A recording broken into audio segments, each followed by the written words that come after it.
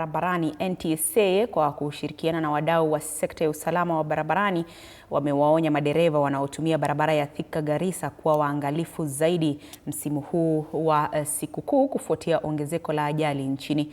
Wito huo umetolewa wakati wa kampeni ya siku 3 ya uhamasishaji iliyoandaliwa na Wizara ya Barabara ya kaunti ya Kitui kupitia mpango wa Fika Salama Uhai Kwanza. Madereva wamekumbushwa kufuata sheria za barabarani, kukagua magari kabla ya safari na kuepuka kuendesha wakiwa wamechoka au chini ya athari za pombe.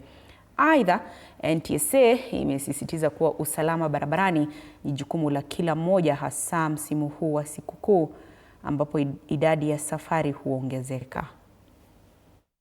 Operesheni ile tulikuwa nayo ni Fika Salama Uhai Kwanza, kuhamasisha wananchi vile wanapaswa kujitunza wakati huu wa msimu wa sikukuu ya Christmas na mwaka mpya. Tumekuwa na ushirikiano na mashirika tofauti. Tumeongea na wananchi wetu wa Kitui wajitunze wakati huu wa msimu wa sikukuu ya Christmas, na gavana wetu amehimiza kuwa tunataka tukuwe na zero accidents. Hatutaki umwagikaji wa damu katika kaunti yetu ya Kitui.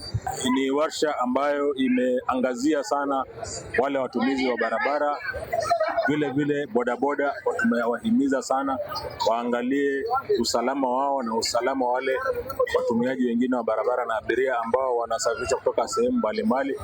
Wewe mwendeshaji pamoja na mwenyewe, kuna ile sheria mnatosha mshtakiwe nayo. Kama mwenyewe unakubali pikipiki yako au mota yako iendeshwe barabarani bila insurance, unatosha ushtakiwe kwa sababu uliruhusu. Kwa hiyo najua mko na uwezo wa kubadilisha hii mtindo ndio tufanye kile kitu sahihi. Na sheria mpya za trafiki